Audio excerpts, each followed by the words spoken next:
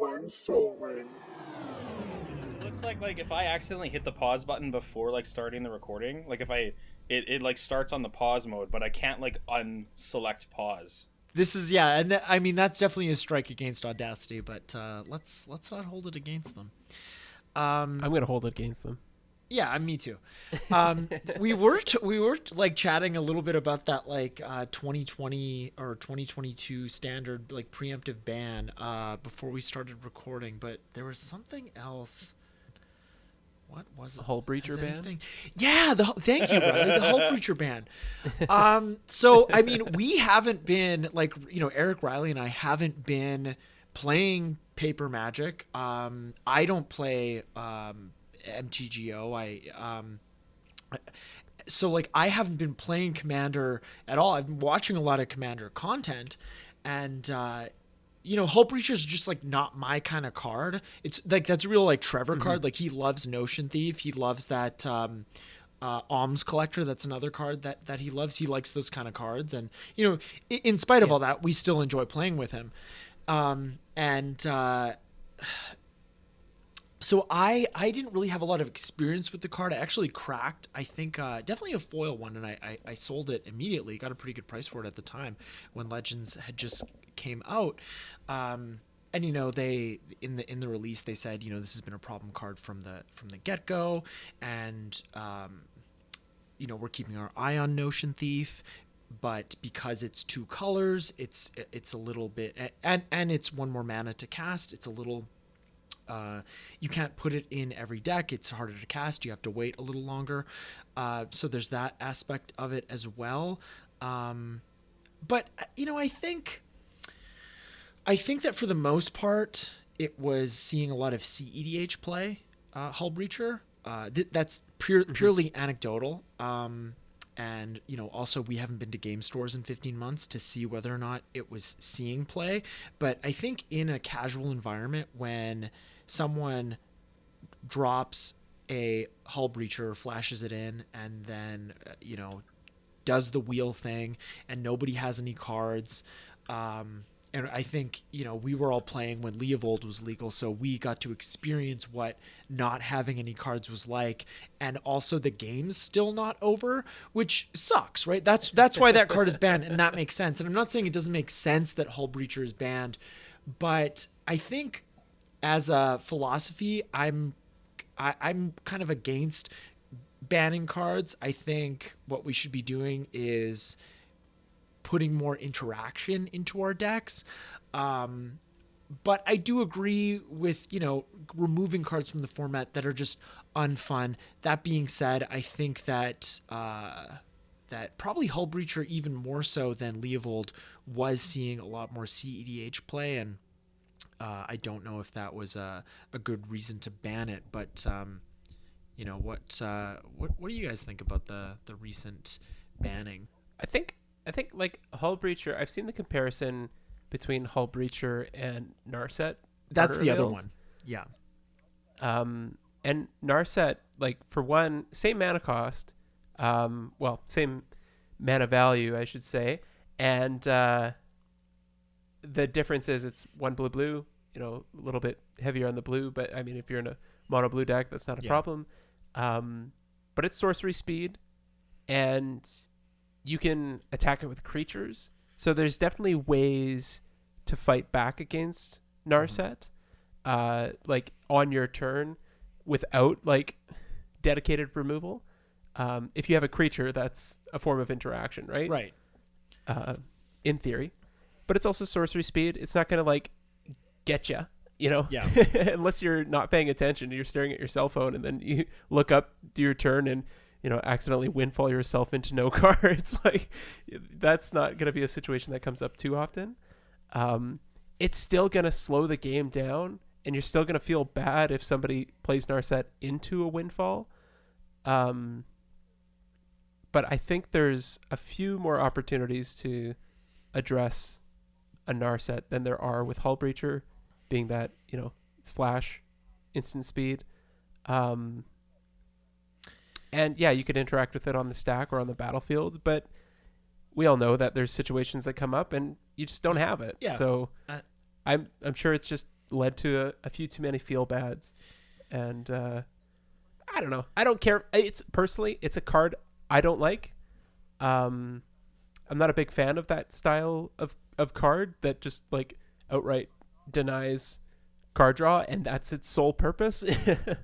Like Narset, at least, is able to dig you a couple times 4 deep to find a non-creature, a non-land. Yeah, card, it has other right? applications. So, yeah, but Hull Breacher is just like, it stops card draw, gets you treasure. It's just explosive for one person and heavily punishes the table. So, like, it's a card that I own, and I've never felt the desire to put in my deck because I know the kind of reaction I'm going to get from playing Yeah, it. And I'm not into that. And I think it's similar to probably the reason why none of us have built a Tiny Bones deck, right? Because it just doesn't doesn't feel good for us to pilot that deck. Like, it's fun, it's like, if that's what blows your hair back, great, do it. And if that's what your play group is into, then even better. But yeah, I totally agree that it's not a card that I've ever wanted to play with.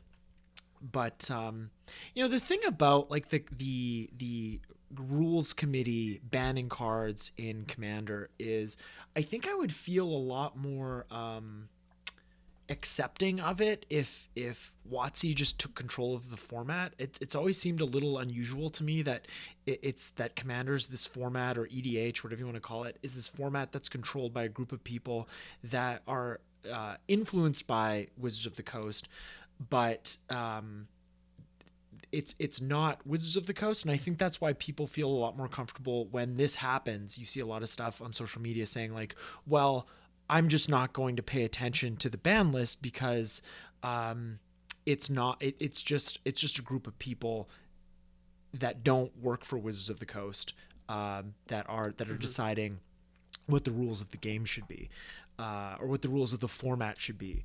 And I'm kind of with those people. Like, that being said, like, of course I don't put banned cards in my deck, but I don't know. I guess if I was Wizards of the Coast, I would just be like, we're just going to take control of this format because we have all the we're just Wizards of the Coast. It's our card game. Yeah, it is kind of an interesting, a little bit of a unique situation. Like, I mean, with other player started formats, you have similar setups where, like, for Canadian Highlander, you have the Canadian Highlander Council, right? That's a good guys comparison. in Victoria, BC that like set the points list, but like it's still a relatively niche format, and I'm sure it's the same for Commander. Like, Commander started as a relatively niche format, and it's just gained popularity, and the rules committee just seemed to work for the format. Yeah. So I think WotC's probably just honored it and kind of kept it at that level. Yeah. But I could easily see them, like, they could definitely take it and be like, hey, this is our game, we're gonna take care of this, or like hire the rules committee and be like, you are part of the team now. So I think that would be the best thing for them to do, would be, because like the rules committee has been something that has worked so far for however long. I think it would be a lot of bad blood for WotC to just be like, hey, we're taking this now, you guys don't get any say in this anymore. Like, that's real feels bad, and I think a lot of people would not like that. If you wanted them to have a little more reign, it would be like, oh, you work for us now, kind of thing. You come under the WotC umbrella. Yeah. I think that would, I think that's a really good point. That would probably be the best thing to do, and I think that would keep it. I think that would keep the greatest number of people happy in playing the game. But at the end of the day, if you're playing Magic out in the wild, you can really do whatever the hell you want. You really can. That's true. It's just when you come to like a local game store, you do have to respect the ban or list, like right? Even if you come to like a group event with like a bunch of people, like it's a private event, but you're playing a format and you're just getting thrown into pods, like you also have to find out what the rules of the house are. But at the end of the day, I think the easiest thing to do is to just go by what the rules of the greater population of the format are doing, because then it's easy, right? We all have smartphones. You can just look it up and it's like, okay, these are the rules. This card is banned. I was definitely called out for like a Prophet of Krufix in my Sliver Overlord deck once upon a time, and I'm like, you know what? Didn't know that was banned. It's a basic forest. Yeah. And like that's another thing. Like I think doing a little bit of research never hurts, because I've been like, I remember playing in a standard tournament, and then there was a guy off in the corner who wasn't allowed to have his deck in there because it wasn't standard legal. And it's like, just do a little bit of research if you want to go to one of these bigger events and stuff like that, because the rules are serious. It's the rules of the game. Yeah, absolutely. Without any further ado, I think we should start the show. Welcome, everyone, to Turn 1 Sol Ring. You probably already knew you were listening to it. I'm Kevin. Hey, I'm Eric. And I'm Riley. And today on the show, we're beginning our Adventures in the Forgotten Realms set review. The new standard set that was inspired by Dungeons and Dragons. We're playing D&D today, and Riley is our DM. That's right. He has to Hell be, yeah. because I've done Pathfinder, but only as a character. I've never DM'd. But it's, so if you're familiar with our set reviews, then you know that they aren't exhaustive. We discuss the cards we're interested in playing with in the formats that we play, which is most of them. I think the only formats we don't really play are like Legacy and Vintage. Yeah. But we do, 'Cause money. we do some Vintage Cube. So I think that counts as Vintage. Maybe that's just Cube, but regardless, we're going to be going through the cards in Wooburg order. Then we'll wrap things up with gold, colorless, and the land cards, as usual. But before we get to our first white card, Eric is going to tell you all how you can get in touch with us out there on the web. I feel like it's an episode of Reboot. Reboot. That reboot holds up, by the way. Nice. You can find us over on Instagram at Turn 1 Sol Ring the podcast. If you want to contact us directly, we do have an email, turn1solringthepodcast@gmail.com. We throw up everything onto YouTube, so the best way to find us over there is Turn 1 Sol Ring the podcast. And we also have a Patreon page. So if you like what we're doing here, you definitely go check out our Patreon page there, patreon.com/turn1solring. We got a lot of cool tiers and stuff like that, so it's a really neat little thing to go check out. Yeah, tears. You're probably gonna be crying after you look at it with laughter. Yeah, got him. So, without any further ado, let's get to our first white card here. White. It is it's a new card type. It's one of the class cards. It's Cleric class. It's an enchantment class. What is that? Like a subtype? Yeah. How does that, like, if you have a card that cares about card types, is this an additional type? No, this would be an enchantment. But if you had something that specified a type of enchantment, like a subtype of enchantment, like Saga, for example, that's when that would be relevant. But yeah. All right. So Cleric class is 1 white for a enchantment class card. The first stage is if you would gain life, you gain that much life plus 1. Then you can pay 3 and a white to go to level 2. So with each level, you gain the next level as a sorcery to add its ability. So they sort of stack, as opposed to Sagas where they're just like activated and you don't like maintain that same ability, which is kind of fun. These are very, I think this might be like my favorite part of the set. These are really cool. Yeah, so level 2, you pay 3 and a white. Whenever you gain life, put a 1/1 counter on target creature you control. And level 3 is you pay 4 and a white. When this class becomes level 3, return target creature card from your graveyard to the battlefield. You gain life equal to its toughness. So this is like a fine mana sink for recursion and stuff like that. Nothing wrong with it. Yeah, and that's you just these being mana sinks. That's a really good point about all of these cards. They are good mana sinks. Mm-hmm. Yeah, I mean, getting to level 2 in a life gain deck, like basically having an enchantment that acts as like an Ajani's Pride Mate for your creatures, that's pretty cool. I think that you could just sit there. Yeah, you could just get some big cats. That's what I'm in here for. Well, yeah, I mean, I hadn't even really thought of this, but like I've sort of like I have a Soul Sisters modern deck, and it would be fun to see how this would perform in that deck.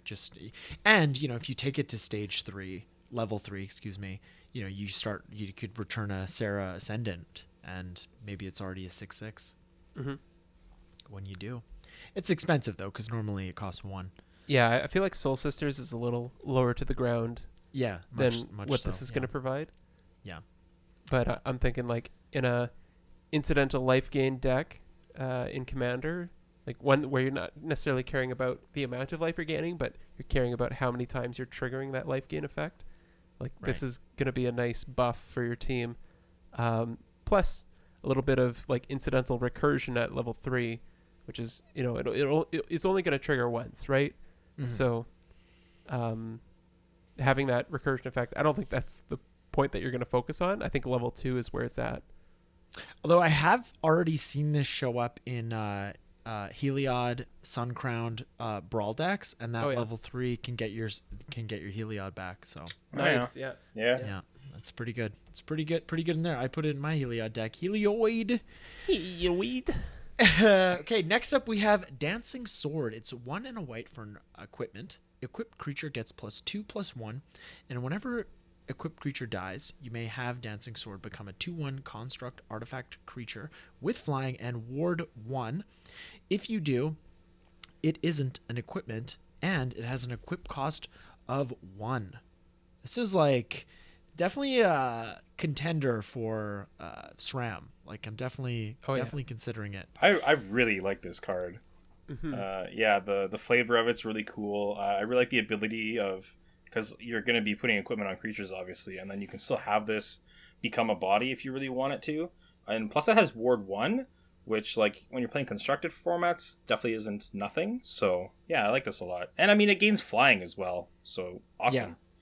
Yeah, no, it's great. It's really efficient. One of the worst feelings about having a bunch of equipments on the battlefield is when your one creature dies and you have nothing left to equip all those equipments to. So having this as a backup is pretty sweet. Really cool. Yeah, Totally. Plus it gains flying. So yeah, right. Gains evasive. Yeah, never underestimate flying. It'll win you games.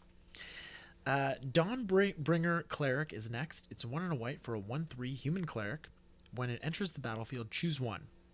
Cure wounds, you gain 2 life. Dispel magic, destroy target enchantment, or Gentle Repose, exile target card from a graveyard. I think I put this one on the list. I felt like this was kind of one of those cards where it doesn't do anything super splashy, but it does a lot of little things.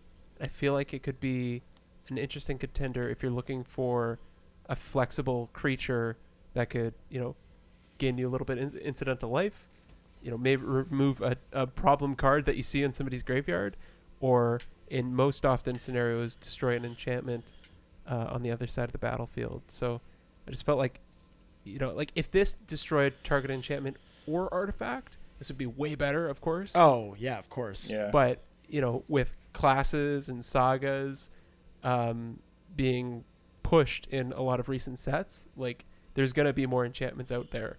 So, yeah, if you're looking for a little body that can destroy an enchantment, like this is a nice option. Yeah, definitely in like the limited format and stuff, he's also like a pretty good blocker being a 1/3, so that's always good. Mm-hmm. Yeah, I could see it as like a utility creature in a blink deck as well. Yeah, that too. Yeah. Well, enchantments are the hardest permanent to remove.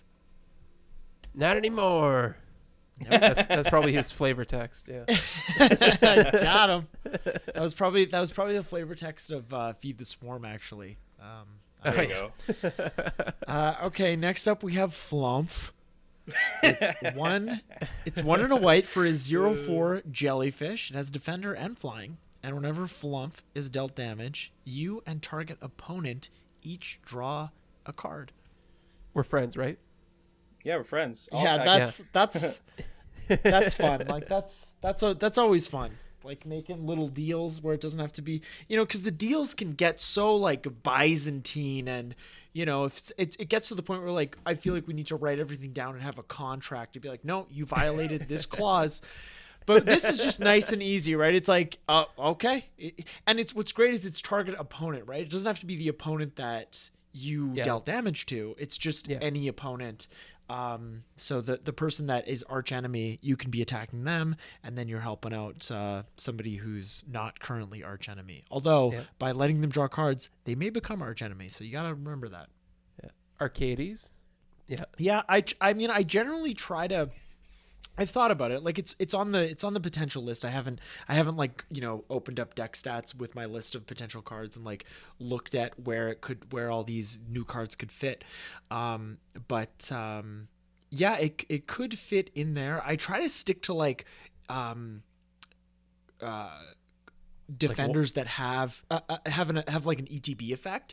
But yeah, this does have potential. I try to avoid helping my opponents. Like that deck's all about just like smash and face, but it's definitely like it's a nice body. It's a 4/4 for one and a white, and a 3-color deck. Just that single white pip is really nice. Yeah, it's got flying too, so that is also very, very nice. And if we have an effect that the deck has that can buff toughness, then it could be pretty devastating. So yeah, it's definitely on the short list. And it's it's nice that this set isn't terribly pushed in terms of power level, because it means that most of the singles aren't very expensive, which is nice. Like that's always it's nice when the collection goes up in value, but it's also nice to buy singles on the cheap.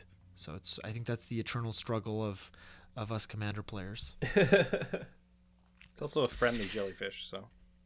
Yes. Yeah, it is and that's what you want. You don't want to have to pour your own pee or somebody else's on your jellyfish bite.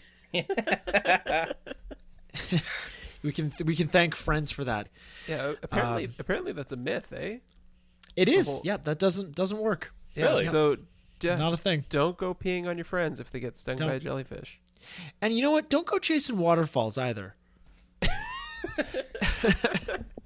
Life advice. Guardian of Faith is next. It's 1 and 2 white for a 3/2 Spirit Knight with Flash and Vigilance, and when it enters the battlefield, any number of other target creatures you control phase out. So when a creature phases out, you treat them and anything attached to them as though they don't exist until their controller's next turn. But they don't have, when they come back, they don't have enter the battlefield effects, which I think is something that is important to mention, because I know that was a bit of a learning curve for me. Yeah. They also won't have summoning sickness, which is nice. Exactly. Yeah. But yeah, this is a very cool. I love effects like this, especially with phasing, right? Like I love like Eerie Interlude and its ilk. But I love this kind of effect, and white does it best. But it's just nice to be like, no, my stuff's fine, can't touch this. Yeah, and it's really nice that it's attached to a body too. Like obviously, if you're using it against a Wrath, like it's not gonna stick around because it's a creature and it's gonna die. But if you're using a sorcery or some sort of enchantment to protect your team anyway, like that's not a body in any scenario either. So having this as a 3/2 body and have it phase your creatures out instead of like blink them works really well for auras, works really well for equipments, counters, things like that. So and until end of turn effects too, right? It's like creatures get minus whatever until end of turn. Like it really is the it's like it's almost like the most protection you could have for your creatures is phasing. Yeah, I mean, like they only come back until controller's next turn, anyways. Yeah. But yeah, I love this as a defense card. It's awesome. Yeah. Next up, we have Icing Death, Frost Tyrant. It's 2 and 2 white for a 4/3 legendary dragon with flying and vigilance. When it dies, create Icing Death, Frost Tongue, a legendary white equipment artifact token with equipped creature gets +2/+0. Whenever equipped creature attacks, tap target creature defending player controls, and equip cost on that is 2. Icing death kind of sounds like if you eat too much icing, like if you're making like if you're making a cake and you make all that delicious buttercream icing, and you're like, I got some left over, and then it's like you have like an icing hangover the next day. Oh, Icing. you guys death. ever had that? It's rough. Yeah, it's a funny. That was a funny choice. Yeah, but this guy's awesome. Awesome looking dragon. And then just all of the abilities that it has is great as well. Like a 4/3 flyer for 4 mana is a really good rate. And I really like the artifact as well, because it lets you get in on your opponent, being able to tap down their creatures and stuff. So I like it. It's if you always like nice white when something- dragons, do we got a card for you? Yeah. Well, I mean, it's always nice when something dies and it leaves something behind. Yep. You know, it's just like a little more value. Yeah, more value. I think that's what we all want. Is just more value. Next up, we have Loyal Warhound. It's 1 and a white for a 3/1 dog with vigilance. When it enters the battlefield, if an opponent controls more lands than you, search your library for a basic plains card, put it onto the battlefield tapped, then shuffle. I like the jowly dog that's all armored up. Like the art is really good. Like he doesn't seem threatening, Yeah. which is basically what this card is, just like not at all threatening. Yeah. Which is like white's catch up version of well, you can't even call it ramp, but it's definitely non-threatening. It goes on the battlefield, Kevin. Ramp. That is nice. It is nice because you could be ramping ahead of another opponent, right? In Commander, you could be ramping ahead of another opponent, so that's nice. It's nice that it's at 2 mana. It's not a 3 mana creature that does this. Yeah. It's or like Core Cartographer, which is 4 mana. Gee, come on. Or like I think it's Cartographer's Hawk, which is just like you have to jump through like 5 additional hoops that card is stupid. That card is stupid. Yeah. So this is more in line with Knight of the White Orchid, which is a classic for mono white. A little It's bit just easier to double white. cast. So Yeah. if you're in a Boros deck, like you could run this comfortably. And I think even though you're getting a basic plains, it's a 3/1 with vigilance for 2 mana. Like I don't know what else you want from this card. Yeah. Well, I mean, think about like I've been playing a lot of Brawl lately, even though that was a format. If you go back into when that format was announced you'd have to go pretty far back into our archive. And I think Eric and I were making quite a bit of fun of that format. But I've been playing quite a bit of it, and like Birth of Meletus with the 1 and a white saga, that on the first chapter you get to tutor up a basic plains into your hand. Like that card in a white deck or in a deck that doesn't have green in it is fantastic because you just hit your land drops. Yeah. Yeah, that is good. Yeah, it is a fantastic card. Yeah. Yeah. And then it makes it 0/4 and gains you some life later. Yeah. So the fact that this spits it onto the battlefield is just great. And yeah, like you said, in a Boros deck, in a Boros deck, you probably have some equipment. You probably have ways to like buff your creatures. So a 3/1 with vigilance is just asking to be suited up. Mm-hmm. Put a sword in that dog's mouth. Yeah. Rawr. Get him. Give him some thumbs. Or he could hold it with his tail. There you go.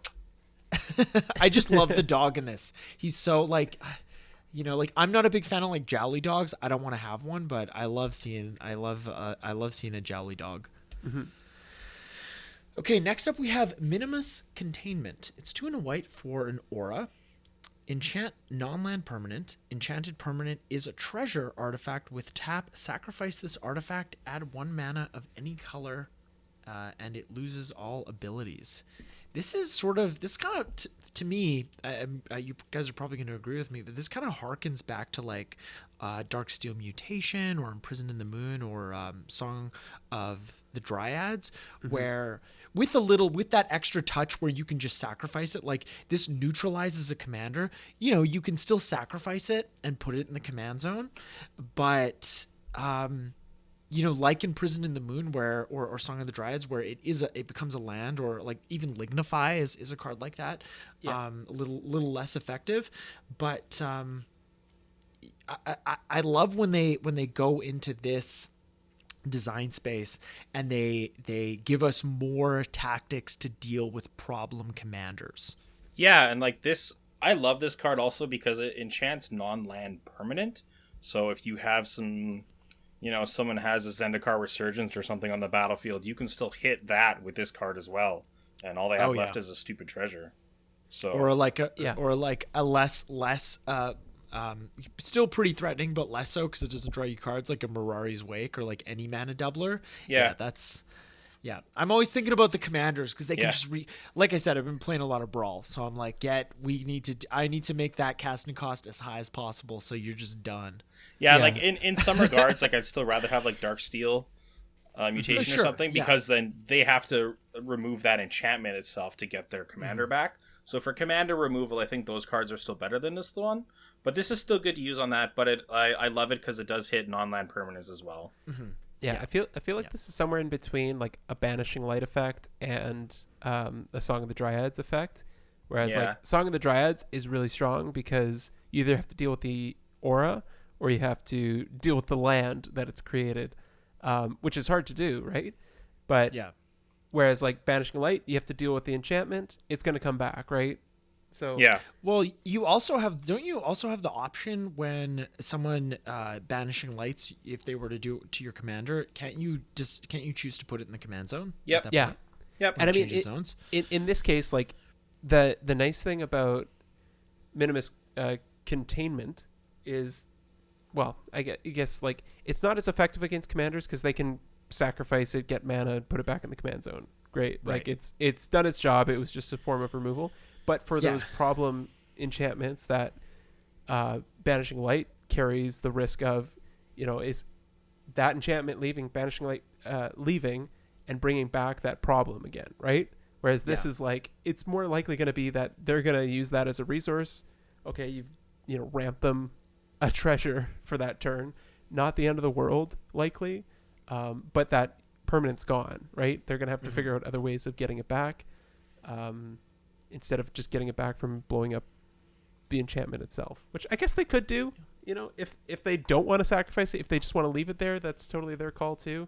Yep. So who knows? Maybe this is worse than Banishing Light. Well, only time will tell. I like it better than Banishing Light. Yeah, it is an aura, so there's specific tutors that can go for auras, which is nice. Yeah. We have Oswald Fiddlebender next. It's one and a white for a 2/2 legendary gnome artificer. It has magical tinkering. So for 1 white and tapping it, you can sacrifice an artifact, search your library for an artifact card with mana value equal to 1 plus the sacrificed artifact's mana value. Put it onto the battlefield, then shuffle, and you can only activate this ability as a sorcery. Yeah, this is like birthing pod for artifacts. Yeah, exactly. Yeah. Super cool. I really like him. Like, me too. I think I'd be like, this could be a fun commander to build around. Oh yeah, I think that the possibilities are endless. What you could do something like hyper competitive, just in terms of this commander's particular power level, or you could do something where you're just doing like a toolbox thing and just kind of being like the pod marshal. Yeah, definitely having like some sort of toolbox thing would be really fun because depending on what artifacts you have on the battlefield to turn into what other artifacts, you can really have a lot of decisions around what you could do in a turn as this with your commander and like a really cool built deck like that. So I think this guy is really interesting. Next up we have Paladin class. It's 1 white for an enchantment class. Level 1 is spells your opponents cast during your turn cost 1 more to cast. Level 2 is you pay 2 and a white. Creatures you control get +1/+1. And level 3 is 4 and a white. Whenever you attack, until end of turn, target attacking creature gets +1/+1 for each other attacking creature and gains double strike. Whew. Yeah, there you go. That's spicy. I don't think they needed to do the double strike, but that really takes it over the top. And I guess that's why it's a rare. Yeah. I don't know why I didn't like I didn't have this on my list. I don't think I might have. I don't know, but I think I got turned off by the spells your opponent's cast cost 1 more to cast, but I didn't see the during your turn piece. So maybe that's why I got turned off from this card at first. But it's not that bad, you know. I mean, like if it was just 1 more in general, 1 white mana for that ability right there would be really strong. It would be really strong. It would be stacks. You know, it's like who's the Grand Arbiter? Is that Grand Arbiter? Augustin. Yeah. Yeah. It would be like a Grand Arbiter effect. So like I'm not a big fan of like playing against Grand Arbiter or stacks in general, just because it slows things down. Well, like you don't know, like Riley, like you don't want to play stacks, like you don't want to pilot stacks, and you don't want to play against stacks. But it's funny because like I feel like in our play group, you're like the storm player, and I like you know Eric's like the big spells guy. So he's like it's not quite storm, but it's not that dissimilar. But man, if you were like a slow player and you're playing storm, like you'd be out. You wouldn't be playing with us. But because like I feel like you pilot storm well. Like I think if you were gonna go and play modern, like I think you should just play storm if you were ever gonna take that leap. Yeah, it's definitely. I try to balance the amount of storm I play. I find myself more and more playing storm, but like, you know, it's always nice to come back to like something like Halar and just totally get him the good old fashioned way. Yeah. Yeah, I don't know if kicker's the good old fashioned way, but it is a lot of fun. It's just, who knows? Okay, well, plate armor is our next card. It's 2 and a white for an equipment. Equipped creature gets +3/+3 and has ward 1. And the equip cost is 3. This ability costs 1 to activate for each other equipment you control. One less. One less. Yeah, one more. My goodness. Thank you, Riley. Wouldn't it be great if also the casting cost worked the same way? Like the casting cost costs 1 less to activate or to pay? Like this would really be a contender for SRAM if that was the case. Yeah, I was thinking like even if it was like 1 and a white, this would be awesome. Oh, totally. Yeah. Because like having a free equip is pretty strong. Mm-hmm. Yeah, because it is just colorless mana. So if you do have the permanence to support it, it is. Like if you have 3 other equipments, then this thing just equips for free. Yeah, which is pretty big. Or if you have a pure steel paladin, then it's also free. Then just forget about it. That's any. Then you're gaining mana. That's how it works, right? It's how it should work. It's how that's how we should play. Every time you equip, you get like 1 extra mana back. There you go. Let's do that. Let's make our own rules. Yeah. No, it's pretty cool. Like I was thinking Balon would like this. SRAM, you mentioned, would probably like this. Cole could probably use this to combo out.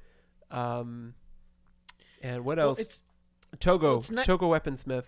Yeah, well, it's nice that it's nice that it's 2 and a white, right? Easy to cast in a multicolored deck, or like a probably, let's be real, it's a Boros deck, but it's nice that it's a 3 mana equipment and it gives +3/+3 and a little bit of protection. Yeah. I love that that ward has become an evergreen ability, because it's again, I think we've mentioned this repeatedly in the past few months about how they're moving more toward a feel good experience, set after set. So instead of just giving it hexproof, they give it ward, or they give it ward with like ward 4, or like that octopus from Strixhaven Commander that is like ward 8. I know that's like an octopus thing, but also it's really tough to remove. Mm-hmm. So it's just nice that it's not just like impossible to remove, but it costs a little extra.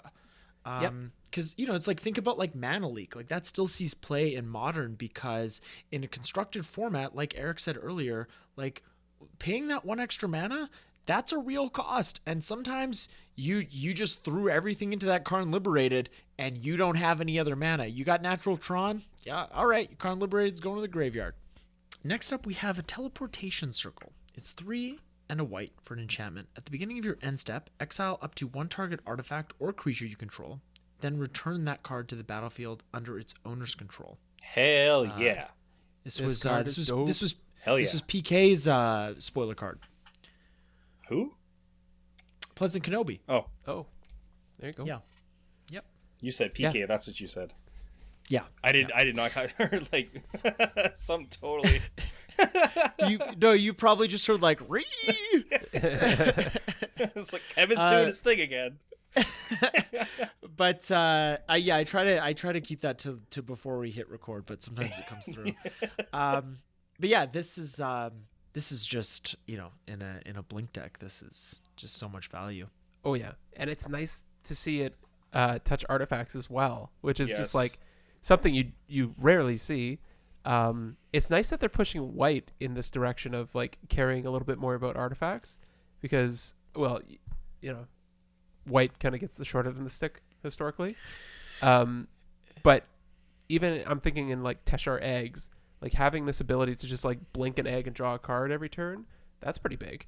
Yeah, it's huge. Yeah, and that's a really good point, Riley, because, you know, for the longest time, white has been synonymous with enchantments, and, you know, the artifact aspect of it has been there, but it hasn't been at the forefront. So yeah, it is nice to see them pushing it in that direction.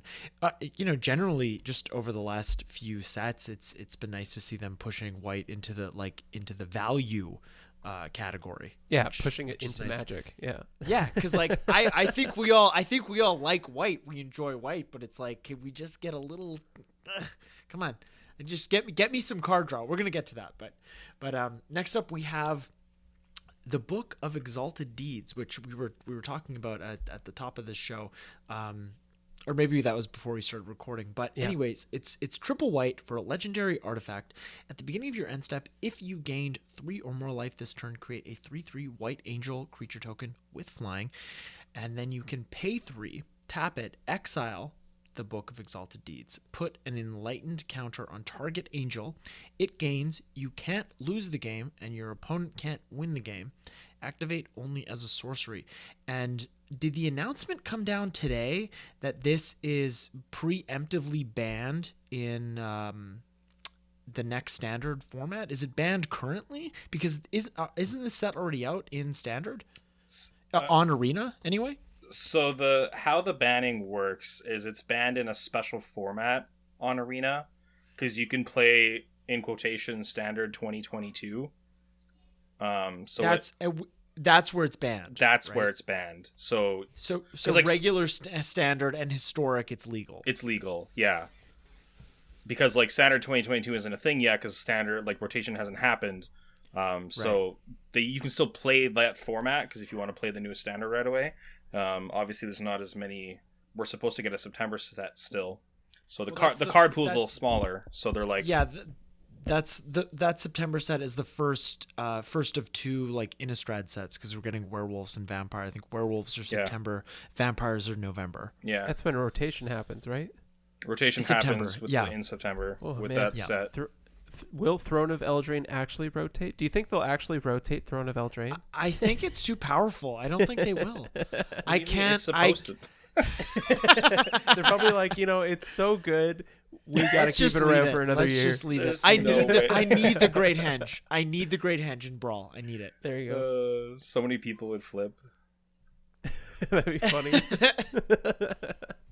But yeah, the reason why this is banned in standard 2022, just for anyone who's wondering, with Faceless Haven being a changeling creature you can activate that and then do the book's ability, put the counter on it, and then once Faceless Haven doesn't become a creature anymore, it's basically a land that says you can't lose the game and your opponents can't win the game. And that's really hard to interact with. Good luck, have Right. fun.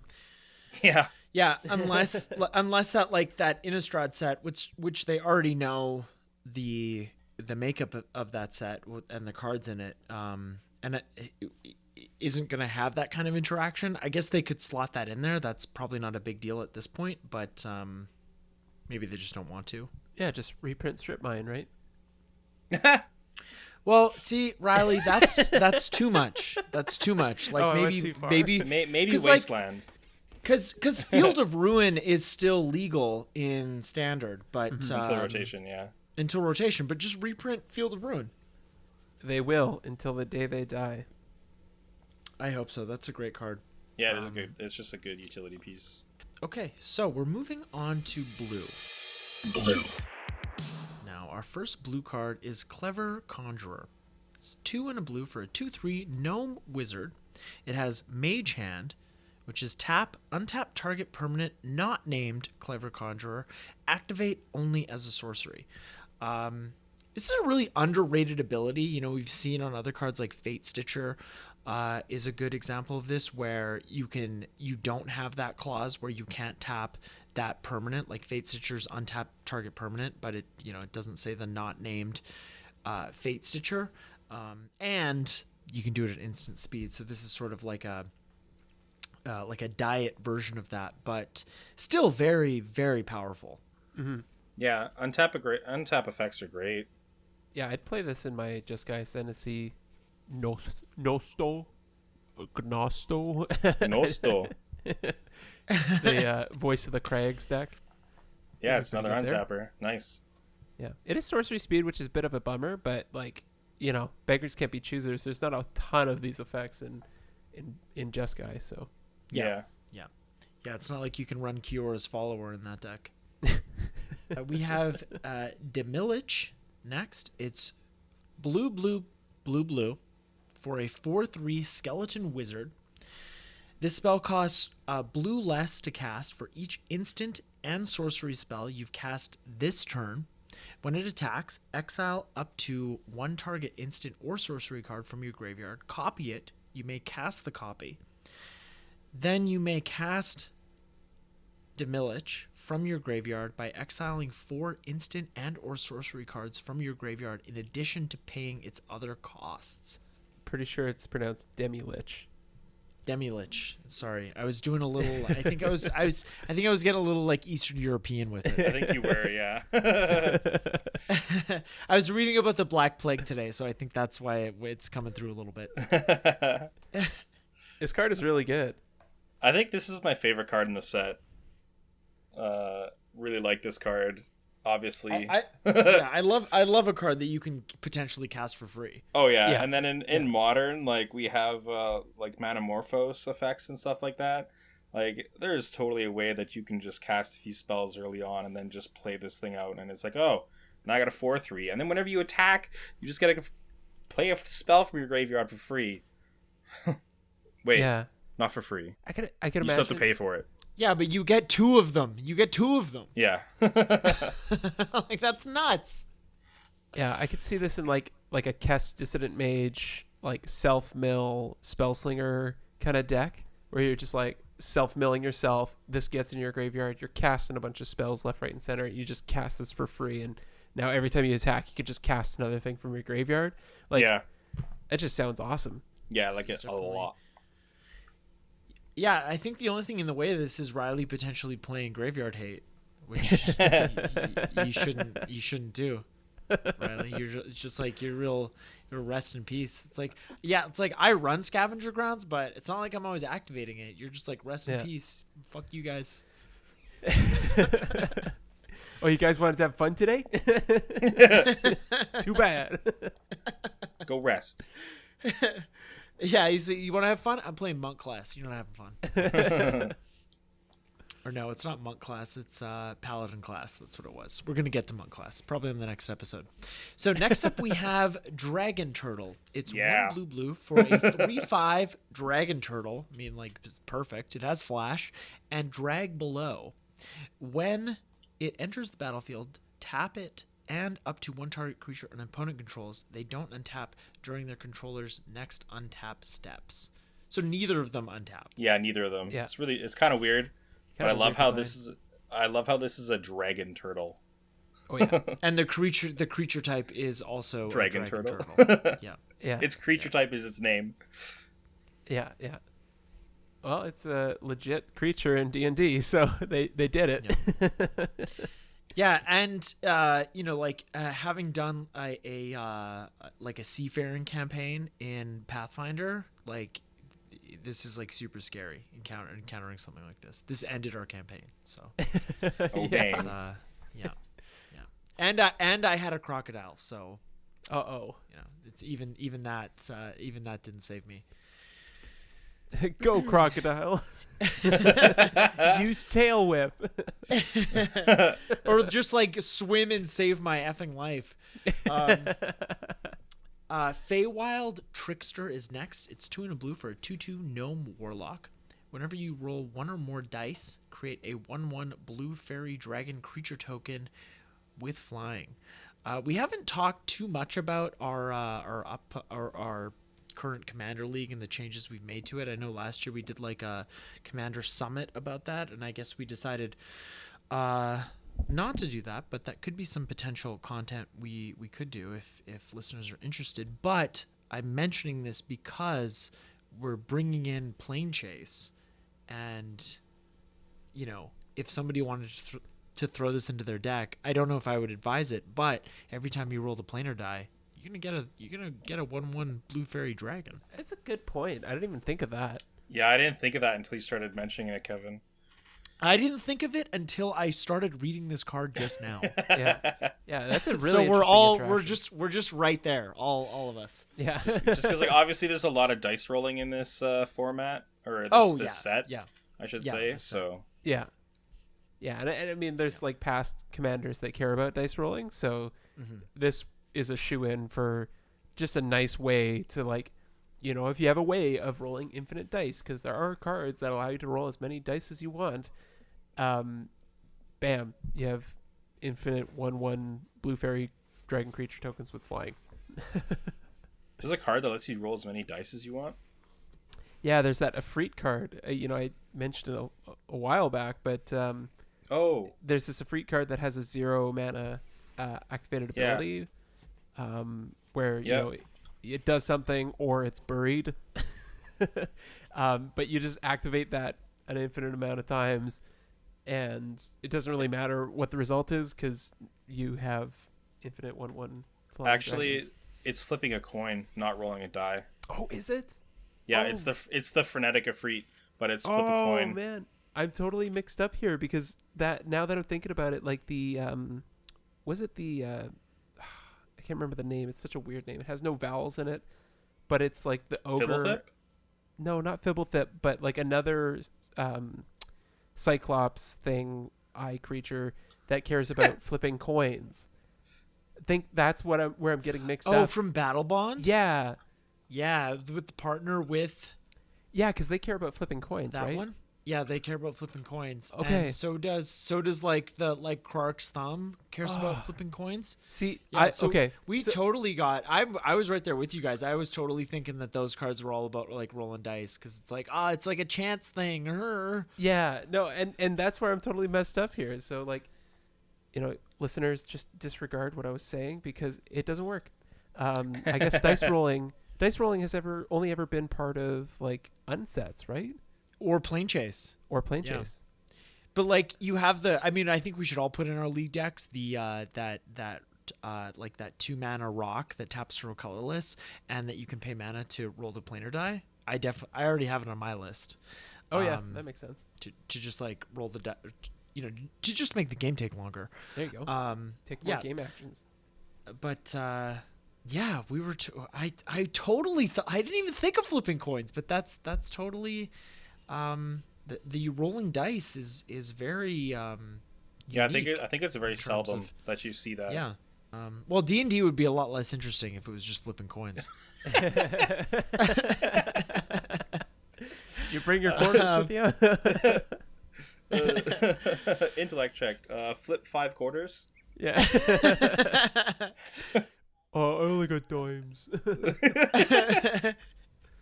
Grazilax Illithid Scholar. It's 1 and 2 blue for a 3/2 legendary horror. Whenever a creature you control becomes blocked, you may return it to its owner's hand. And whenever one or more creatures you control deals combat damage to a player, draw a card. Hell yeah. See, what you want is whenever a creature you control deals combat damage to a player, draw a card. Like, you want that Edric, you want that Toski Bearer of Secrets effect. This is just like, Come on. What are you doing? You studied hard? How delicious. I think this is a mind flayer in the art too, is it not? Yes. Yeah. Cool. Yeah. Yeah, they have I those think like so. tentacle mouth things. Like Zoidberg. Yeah. Probably one of the most fucked up ways to die. Super cool. Like I'd be happy playing like this as my commander, just because it says, if you connect with a player, draw a card. I like drawing cards. Yeah, but that's also cool because you can like, if you want to keep that creature for whatever reason, or if it has like an ETB effect, you can just like, if your opponent blocks it, you can just return it to your hand and replay it, which is really cool. Yeah, it's a May ability, right? So if it's favorable, you keep it there. If it's not, you just bounce it back. Fibblethip, throw in all your Fibbletips. There you go. Yeah, there you go. Draw more cards. Also on just like the Mind Flayer thought and dying and stuff like that. If anyone wants to see a really cool video, look up the intro for Baldur's Gate 3. It's really cool Mind Flayer stuff. Okay, I'm gonna look that up after we're finished here. Yeah, it's like a 7-minute intro video. It's pretty sweet. Next up, we have Imrith Desert Doom. It's 3 blue for a 5/5 legendary dragon with flying, of course, and it has ward 4 as long as it's untapped. And whenever it deals combat damage to a player, draw a card. Then, if you have fewer than 3 cards in hand, draw equal to the difference. Yeah, so you're always going to have at least 3 cards in hand. But then if you have more than 3 cards, you still get to draw a card. Yeah, like it's a little Kozilek the Great Distortion in that way. It's like it's like when he ETBs, you draw cards. You draw like up to 7 cards, but like it doesn't make you overdraw because he doesn't want too much. He just wants just the right amount. I like this card too. I mean, it's a big threat. 5 mana for a 5/5 flying dragon that has some protection. That draws you a card whenever you connect. Like, I'm into it. So yeah, and then if you have this in a threat with like a low spell slinging deck, like you have an empty hand and then you get to attack, you have 3 cards in hand again. Like, that's really strong. Or somebody plays Hull Breacher, they windfall, then you attack, you draw 3 cards. Oh no, you just made them 3 more treasures. Never mind. Oh no. Oh no. I really it's funny, like the vintage cube that I proxied, it's a pre-Ikoria cube, but I should update it with like I was thinking definitely about that like today. Hull Breacher. Yeah. And this thing, like I do want to like continuously update it, but this would be a great addition. Next up we have Mind Flayer. Hey, It's 3 blue for a 3/3 horror. It has Dominate Monster. When it enters the battlefield, gain control of target creature for as long as you control Mind Flayer. that's cool. Like that, this card is obviously super flavorful for what they do, and being able to take control of any creature on the battlefield is always a really good ability. It's very reminiscent of Soar of Temptation. Yes. Yeah, just 1 more mana and it doesn't have flying. Yeah. I mean, obviously Soar is like it's not winning you games by itself by any means. It's like you're taking their creature for a reason. But like in a blink deck, I'd be happy to play this because, like if you have like a Fossa Deep Dwelling, it's templated to have the creature return under your control, so you could use her ability to blink the creature you're controlling to bring it back under, and then at a later turn blink Mind Flayer and grab something else. Yeah. So it'd be a nice little trick. It's a good trick. The whole like different permanence trick. It's good. It creates feel bads, but it feels good if you're the one in control. Next up, we have I think our first Planeswalker for this set review. It's Morden Kanan. It's 4 blue for a 5 loyalty legendary Morden Kanan Planeswalker. His +2 is draw 2 cards, then put a card from your hand on the bottom of your library. His -2 is create a blue dog illusion creature token with this creature's power and toughness are each equal to twice the number of cards in your hand. And his -10 is exchange your hand and library, then shuffle. You get an emblem with you have no maximum hand size. Big dog. Big doggy. It could be big. Yeah. The +2/-2 abilities are pretty good and fun.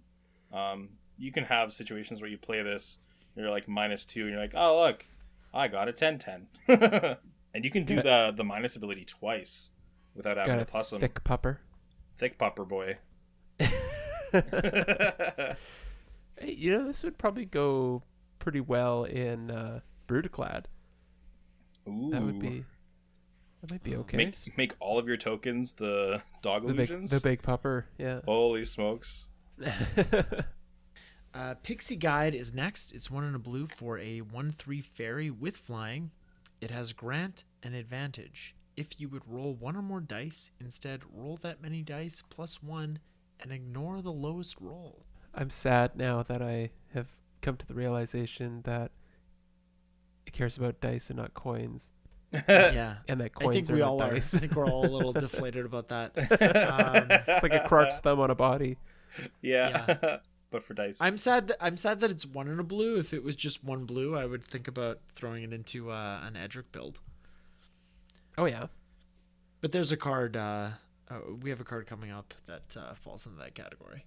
Oh yeah. Which is the next card. It's Silver Raven. It's 1 blue for a 1/1 artifact creature bird. With flying.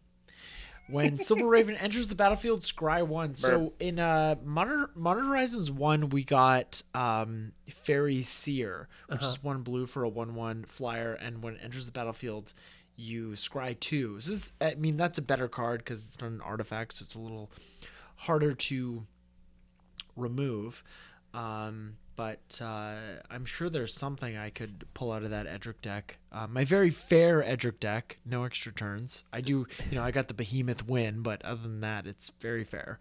This kind of ETB effect, I'm sure there's something in there that has like an activated ability or just doesn't do anything. That scry 1 is like it's like a third of drawing a card. So definitely a fun they sort of pepper these in, right? Mm-hmm. You get to know your decks and you get to know like the cards that you're kind of looking for that are like, I'm talking about Commander. You get to know the cards that can be like redundancies, and you kind of get to know when you see a card and you're like, okay, this is better than this swath of cards, and I can replace one of them with this card. And I sort of feel the same way about creatures like this, like these 1 mana 1/1 creatures with evasive abilities, as I do with extra turn spells, because it's like, okay, is this better than something I already have? And I mean, they're never going to print Time Walk ever again, and not that it's legal in Commander, but they're never gonna print like Time Warp unless it's some kind of like special set that isn't going to be in Standard. But you like overall, I wouldn't say I'm very excited about this set, but this card is probably the one card that I'm gonna try out in a deck that I already have. I also like that the Silver Raven, the person that's holding the Silver Raven is kind of like biting their lip. They're like, oh, fuck yeah, that's a good looking Silver Raven. It's like, I think she's whispering, because I mean the flavor text says wings take flight on whispered wind, right? Yeah, well, you can whisper when you're biting your lip. You're like, okay. But I mean, yeah, like if you're looking for a flying man and you care about artifacts, like this is perfect.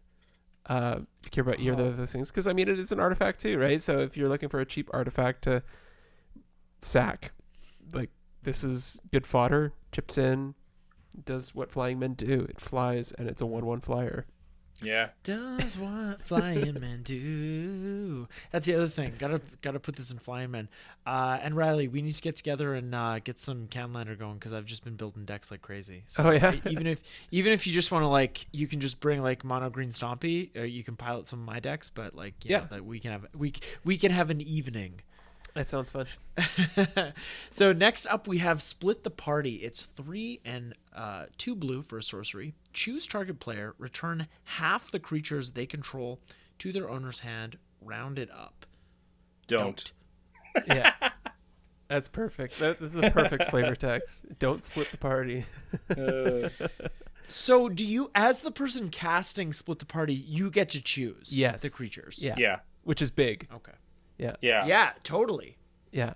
So I think this is fantastic. Obviously, it kind of reminds me of like what's the blue 7-drop from Ixalan that returns target players' creatures? Do you mean River's Rebuke? Yeah, I think that's the one. That's a 6-drop, and Is it a 6-drop? I think it hits non-land permanents. Oh, okay. Well, it's Yeah. kind of reminiscent of that, you know.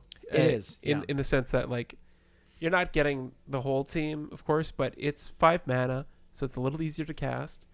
But you know, also it's gonna wreck them, especially if they have like a board full of like dinky tokens and some haymakers in the back, and you can just like get rid of half their team. Like that's pretty good. Yeah, absolutely. And you know, in a game of Commander, like this could deal with the arch enemy if, you know, like Trevor's got all his stacks pieces out.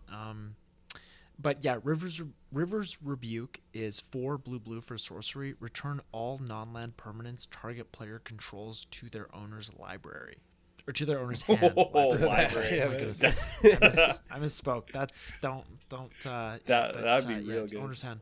Well, To the top of their library. I mean, the card is fantastic as it is, but if it returned to the top of their owner's library, that would be too much. Next up, we have Tasha's Hideous Laughter. And I believe Tasha is some kind of centipede dragon creature. So it's 1 blue for sorcery. Each opponent exiles cards from the top of their library until that player has exiled cards with total mana value 20 or more.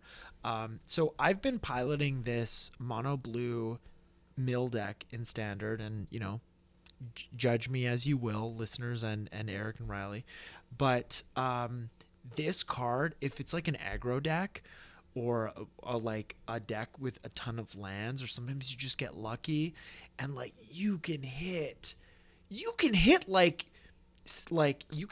10 to 30 to 40 cards with this card, because it's like, it is insane. Like you can hit so many cards that just have like 1 mana value. It's like, this card is nuts. Like I was running 4 of them in the deck.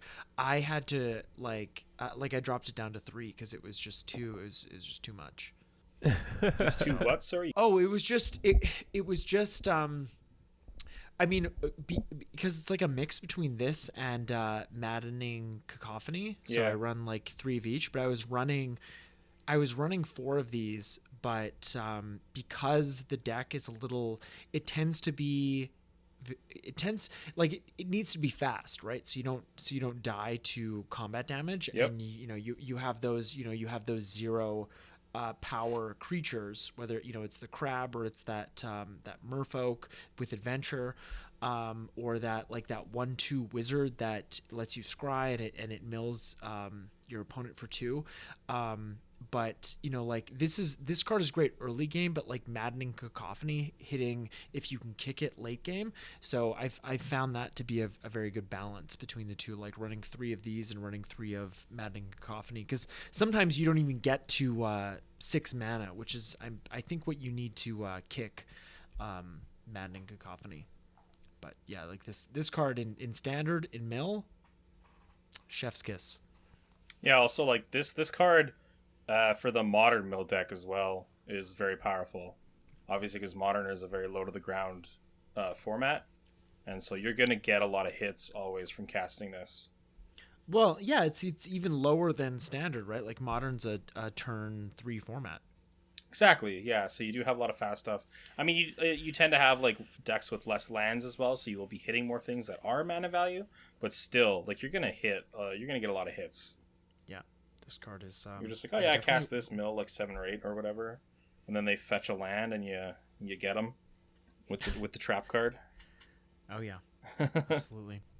Yeah, that would be a fun deck to play, and not a terribly expensive deck to put together, right? Because you don't have to worry about fetch lands or anything like that. That being said, if there was a time to buy enemy fetch lands, it's now. Next up, we have True Polymorph. It's 4 blue for an instant. Target artifact or creature becomes a copy of another target artifact or creature. This has so many applications. It kind of reminds me of that card from Call Time. It's not Mirror Entity. but it's like the art is like a little like shark fish kind of thing, and it cared about tokens. Oh, it was like It had foretold Mystic Subdual or something like that. Mystic something. But just like this card, I think is kind of unassuming because of its casting cost.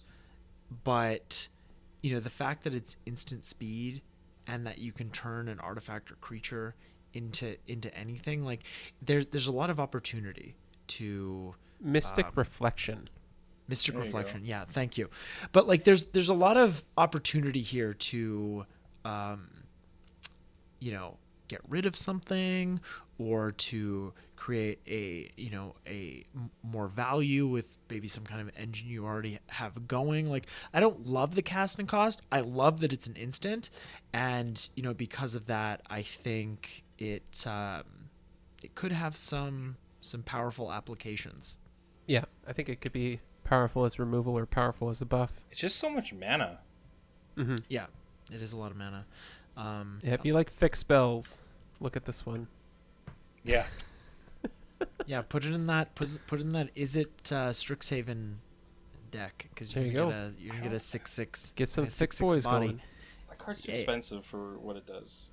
That's my 2 cents on that one. Yeah, no, I feel you. I feel you, Eric. Yeah, it's not something I would jump to, but I don't know. It probably has some applications Somewhere. somewhere. Wizard class is next. It's 1 blue for a enchantment class card. The first level is you have no maximum hand size.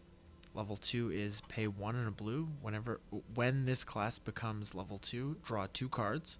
And level 3 is pay 4 and a blue. Whenever you draw a card, put a 1/1 counter on target creature you control. Like, I mean, yeah, like 4 mana for drawing 2 cards isn't the worst thing when you get to the level 2. No, not at all. Yeah. Yeah, I think you're going for the last level, right? Like that's why you Yeah. put this in Yeah. your deck. Definitely.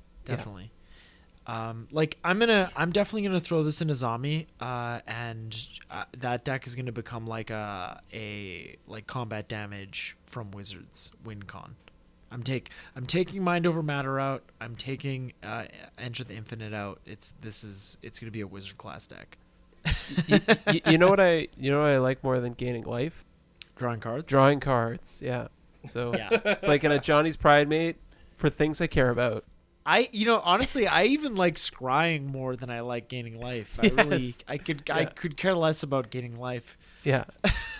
Well, you know what it comes down to? I think it's because when you gain life, all you do is like you grab your spin down and you're just like tinkering around with it. But Yeah. when you're scrying or drawing, you're like looking at an entire new card and you're like, oh man, look at all these things I could read about. Yeah. That's probably That's why I always have a little like mass market paperback with me when it's not my turn, so I have something to read. Wizard's Spellbook is next. It's this is our first like D20 card. It's 5 blue for an artifact. So you can tap it, exile target instant or sorcery card from a graveyard, roll a D20, activate only as a sorcery. So if rolling the D20 if you roll a 1 to 9, copy that card. You may cast the copy. If you roll a 10 to 19, copy that card. You may cast the copy by paying 1 generic rather than paying its mana cost. And if you roll a natural 20, copy each card exiled with Wizard Spellbook. You may cast any number of the copies without paying their mana costs. I don't think there's a card in this set that can like augment your D20 rolls, but that would have been nice. Well, you do have the pixie we were talking about that you get to roll 2 of them. Right. And you Okay. ignore the lowest so one. that is one. So But you get, yeah, some kind you of get 2 some chances kind of at that 20. some kind of like modifier. It's like I'm gonna cast a spell. I cast a spell on this dice. That'd be nice. But yeah, But yeah, this whole like design space and format of cards I think is really fun and really cool because it's taking something that we generally do at the beginning of a game and bringing it into the game. So like, even though this is something that's just going to make the game take longer, that's not something I generally am into, I kind of like it. It's kind of fun. Yeah. This card costing 7, I think takes a little bit of setup. Like, so I think it would be good if you could cheat it in some way, because even if you do pay for the 7 and activate it right away, you're hoping that you're getting above 10 and that you have a spare mana lying around, or that you're getting that natural 20, because I don't know about you, but rolling natural 20 is harder than you think. I do love the artwork. I do really like the artwork. Mm-hmm. Yeah, the artwork's really cool. Yeah, this is definitely obviously harkens, like, the setup of the card is cool in terms of how it relates to D&D for the dice rolling and stuff like that. This card is really neat, being able to target any card, like any instant sorcery from a graveyard, so it doesn't have to be your own, which is really sweet. Yeah. So over the turns, it's a graveyard. That's okay. Yeah, okay. It's a graveyard. That bumps it up for me. Yeah. Cool. And then, like, it's cool with the like. This is my one problem. I don't like chance sometimes, and it's just like, there's going to be a point in the game you're going to roll a nat 20 and there's like 8 cards on here. You're like, you lucky bitch. Like, yeah, totally.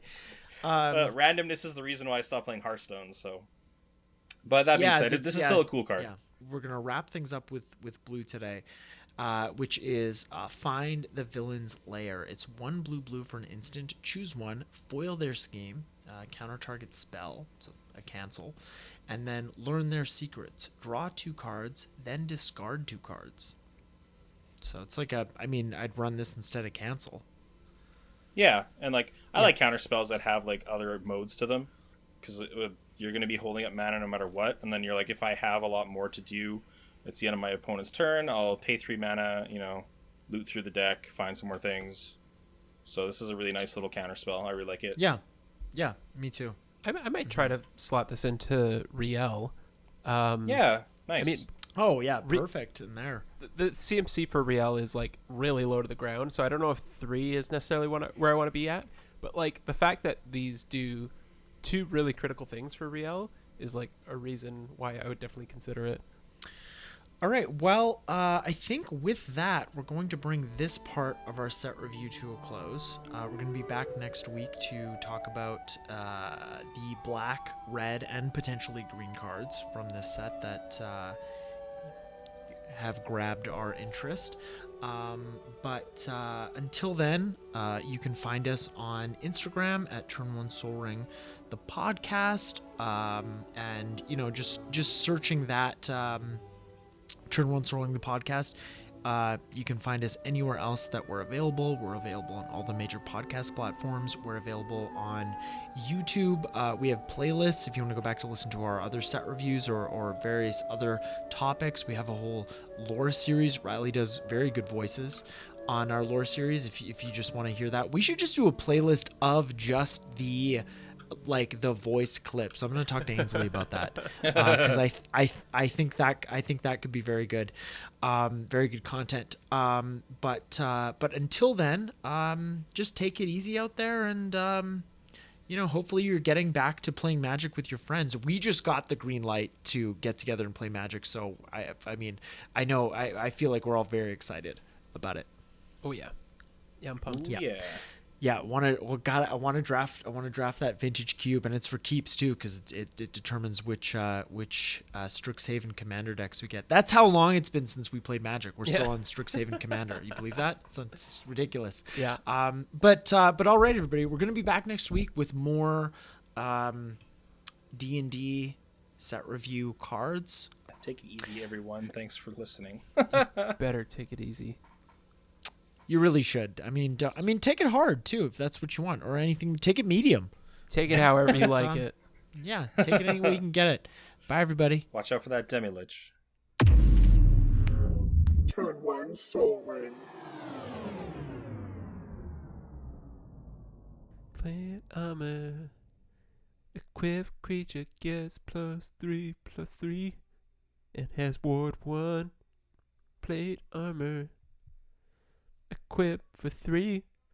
Ability cost 1 less to activate for each other equipment you control. Plate armor. 2 and a white. It's an artifact equipment. It's called plate armor. All right, we've talked about it. We can move on. We'll just use that.